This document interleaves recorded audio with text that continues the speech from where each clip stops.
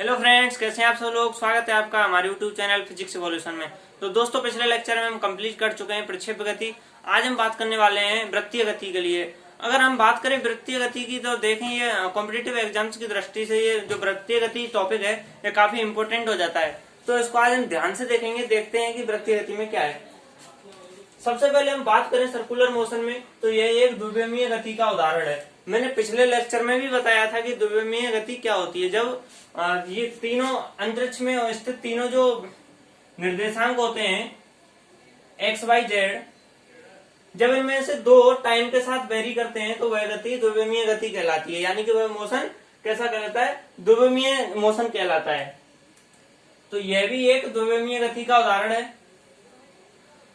आगे हम इसमें बात करें कि सर्कुलर मोशन में भाई क्या होता है कि वस्तु को प्रारंभ में कुछ वेग देना चाहिए तथा एप्लाइड फोर्स यानी कि जो उस पर लगने वाला फोर्स है वह सदैव तात्क्षणिक वेग के लंबवत होना चाहिए। अगर आप किसी कण के लिए कण से सर्कुलर मोशन करा रहे हैं तो उसके लिए क्या है, आपको कुछ प्रारंभ में कुछ वेग देना पड़ेगा और जो लगने वाला बल है वो सदैव तात्क्षणिक वेग के लंबवत होना चाहिए, तो ही वो सर्कुलर मोशन कहलाएगा।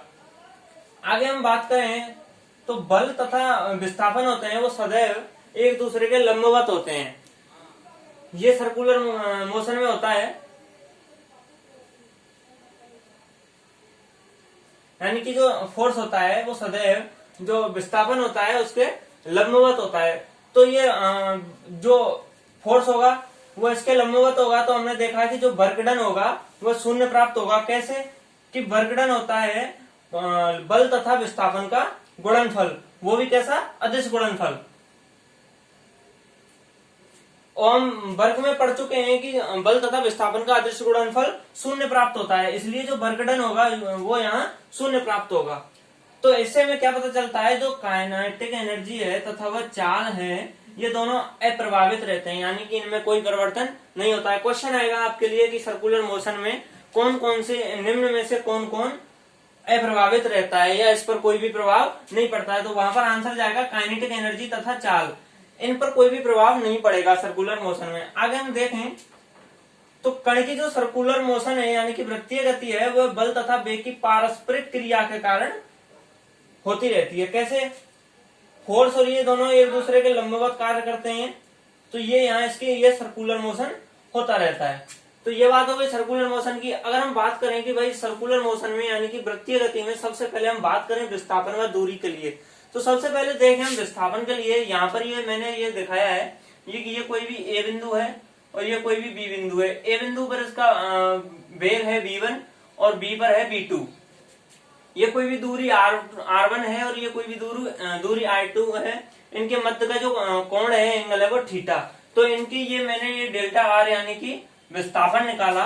तो यहां से देखो delta r equal to r2 minus r1 और इसका ये मॉड ले लिया। तो यहां से मैंने इसका मॉड्यूलस निकाला। यहां से r1 स्क्वायर प्लस r2 का square minus 2r1 r2 cos theta under root. तो r1 बराबर r2 बराबर r के लिए तो देखेंगे यहाँ पर जो विस्थापन प्राप्त होता है 2r sin थीटा बाई 2। ये काफी इंपोर्टेंट फॉर्मूला प्राप्त होता है, सीधे सीधे पूछ लेता है कि सर्कुलर मोशन में विस्थापन का मान होता है 2r sin थीटा बाई 2। यहां से सीधे रख देंगे आप। आगे बात करें दूरी के लिए, तो दूरी में क्या होता है कि t समय में कण द्वारा तय की गई दूरी, इसकी दूरी कहलाती है। तो दूरी होता है, डिस्टेंस होता है चाप की लंबाई। यहाँ पर ये यहाँ से यहाँ तक जो ये चाप की लंबाई है ये दूरी के बराबर प्राप्त होता है। चाप की लंबाई r इंटू थीटा यानी कि त्रिज्या तथा एंगल के का गुणनफल चाप की लंबाई होता है। तो यहाँ पर दूरी का मान आ गया d equal to r theta. आगे बात करें हम इसमें कोणीय विस्थापन के लिए, तो कोणीय विस्थापन में क्या होता है, वृत्तीय गति करती किसी वस्तु का निर्देश रेखा से जो कोण बनता है वह उसके कोणीय विस्थापन के बराबर प्राप्त होता है। यानी कि कोई भी अगर कण है वह सर्कुलर मोशन कर रहा है और उसका जो एंगल है वो निर्देश रेखा से कुछ एंगल बन रहा है तो वह उसके कोणीय विस्थापन के इक्वल प्राप्त होता है। तो बात करें कोणीय विस्थापन में इसकी विमा क्या होती है, यह विमाहीन राशि है।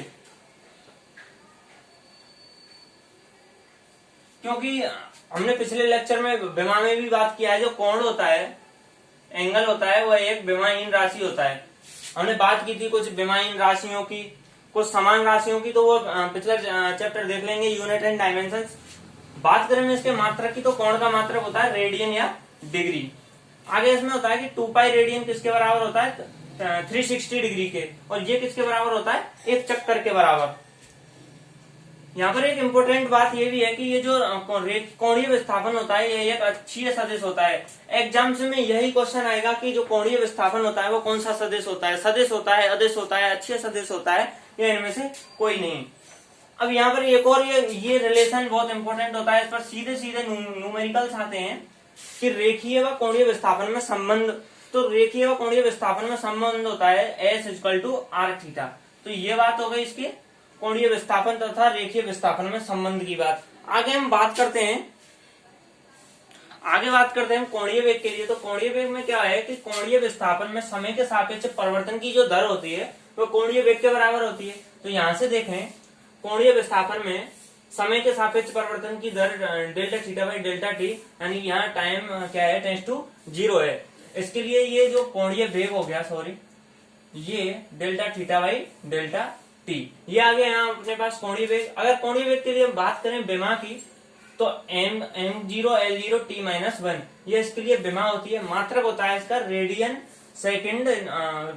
रेडियन प्रति सेकंड या रेडियन सेकंड -(-1). अब यहाँ एक और इम्पोर्टेंट बात है कि यह भी एक अक्षीय सदिश होता है। क्वेश्चन यहीं से आता है कि कोणीय वेग है या कोणीय विस्थापन है, ये कौन से सदिश है, अदिश है या अक्षीय सदिश है। तो यहाँ से इसका आंसर जाएगा यह एक अक्षीय सदिश होता है। बात करें कोणीय वेग तथा रेखीय वेग में संबंध, तो कोणीय वेग तथा रेखीय वेग में संबंध होता है v=ω×r, यानी कि ये इसका सदिश गुणन होता है। तो ये इनके मध्य का संबंध हो गया, ये मोस्ट होता है यानी इम्पोर्टेंट होता है। अब एक समान गति में क्या है, ओमेगा कांस्टेंट रहता है। ये बात ध्यान रखने की है कि जो एक समान गति होती है उसमें ओमेगा होता है वह कांस्टेंट प्राप्त होता है। आगे बात करते हैं आवृत्ति के लिए। तो आवृत्ति क्या होती है, वस्तु द्वारा इकाई समय में जो चक्करों की संख्या होती है, पूर्ण किए गए चक्करों की संख्या होती है, वह आवृत्ति कहलाती है। यानी कि आपने मान लो कि इकाई समय यानी कि 1 सेकंड में, माना कि 1 सेकंड लिया, तो 1 सेकंड में आपने कितने चक्कर पूर्ण किए, वह उसकी आवृत्ति कहलाती है। यानी कि इकाई समय में पूर्ण किए गए चक्करों की संख्या आवृत्ति कहलाती है। अब बात करें कि भाई इसके लिए क्या होता है, इकाई समय में पूर्ण किए गए चक्करों की संख्या n=1/t, तो ये इसकी आवृत्ति कहलाती है। इसके लिए मात्रक की बात करें, इसका मात्रक होता है सेकंड इनवर्स या हर्ट्ज। ये इंपॉर्टेंट होता है कि भाई आवृत्ति का मात्रक सेकंड इनवर्स या हर्ट्ज, ये दोनों ही होते हैं। इसका विमा होती है m0 L0 t-1।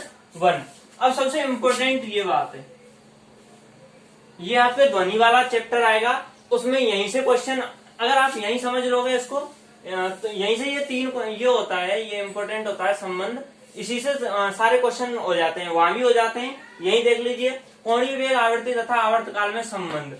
तो कोणीय वेग ω=θ/t, यानी कि कोणीय वेग क्या होता है, कोणीय विस्थापन थीटा में समय के सापेक्ष परिवर्तन की दर कोणीय वेग होता है। तो θ=2π होता है, यानी कि आपने कोई भी एक चक्कर पूर्ण किया, तो मैंने बताया था 2π रेडियन एक चक्कर के लिए होगा।